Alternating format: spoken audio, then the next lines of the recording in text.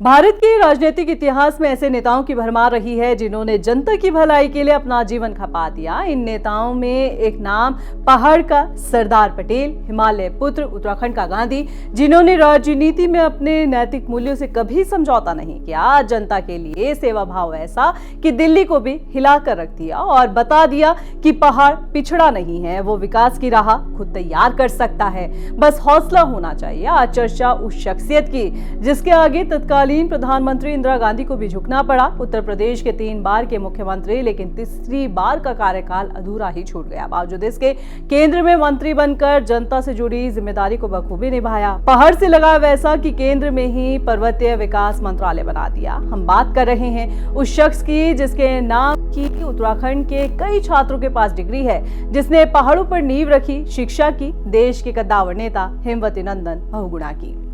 आज ही के दिन सन 1919 में हेमवती नंदन बहुगुणा का जन्म पौड़ी गढ़वाल के बुगाड़ी गांव में हुआ था।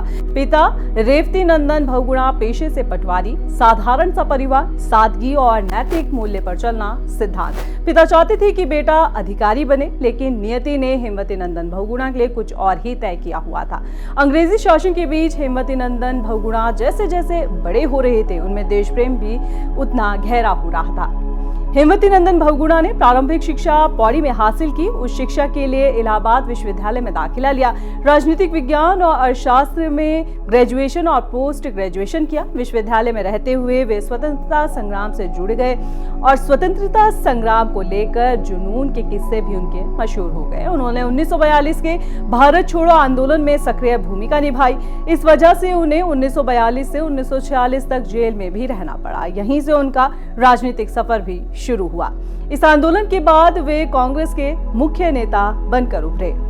1942 में जब हेमवती नंदन बहुगुणा ने भारत छोड़ो आंदोलन और अहिंसात्मक आंदोलन में हिस्सा लिया तो उनकी विचारधारा राष्ट्रपिता महात्मा गांधी और जवाहरलाल नेहरू से मेल खाती थी। समाजवाद, धर्मनिरपेक्षता और सामाजिक न्याय को उन्होंने राष्ट्र की नींव माना। आजादी के बाद वे कांग्रेस के टिकट पर पहली बार 1952 में उत्तर प्रदेश विधानसभा के सदस्य चुने गए। 1973 में वो पहली बार उत्तर प्रदेश के मुख्यमंत्री बने और 1975 में दूसरी बार और तीसरी बार का कार्यकाल उनका अधूरा रहा। 1977 में इमरजेंसी के वक्त उनका टकराव तत्कालीन प्रधानमंत्री इंदिरा गांधी से हुआ और उन्होंने कांग्रेस का साथ छोड़कर जगजीवन राम के साथ मिलकर नई पार्टी कांग्रेस फॉर डेमोक्रेसी का गठन किया।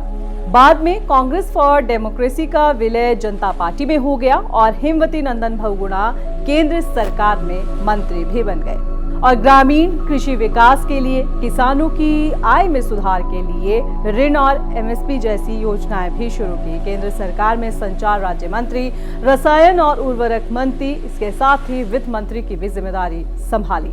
शिक्षा में सुधार किया, ग्रामीण क्षेत्रों में विद्यालय, उच्च शिक्षा के विकास पर जोर दिया, महिलाओं के लिए रोजगार की राह निकाली, पिछड़े वर्ग के लिए, दलितों के लिए वेलफेयर प्रोग्राम चलाए। 1980 के दशक में अपनी खुद की पार्टी बनाई, डेमोक्रेटिक सोशलिस्ट पार्टी। जीवन के आखिरी सालों में लोकदल में शामिल हुए और अध्यक्ष भी चुने गए। हेमवती नंदन बहुगुणा और तत्कालीन प्रधानमंत्री इंदिरा गांधी के बीच टकराव के किस्से भी खूब मशहूर हैं। 1982 में जब उत्तराखंड उत्तर प्रदेश का हिस्सा हुआ करता था, उस दौरान पूरे देश की नजर गढ़वाल लोकसभा सीट के उपचुनाव पर थी।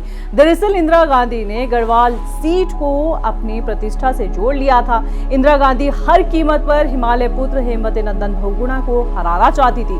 बहुगुणा ने निर्दलीय उम्मीदवारी के तौर पर कांग्रेस के खिलाफ अपनी किस्मत को आजमाया हुआ था। गढ़वाल लोकसभा सीट पर 3 बार उपचुनाव की तारीखें भी बदली गई। कांग्रेस ने मैदान में चंद्रमोहन सिंह नेगी को उतारा, लेकिन जीत फिर भी हेमवती नंदन बहुगुणा की हुई। चर्चा ये हुई कि हेमवती नंदन बहुगुणा ने पहाड़ों पर इंदिरा गांधी की तानाशाही के खिलाफ जागर भी लगवाया था। इस रिपोर्ट को लेकर आपका क्या कहना है, आप हमें कमेंट कर सकते हैं। आप देख रहे थे खबर उत्तराखंड, मैं थी आपके साथ रक्षंदा खान। कल फिर हाजिर होंगे किसी और मुद्दे के साथ। नमस्कार।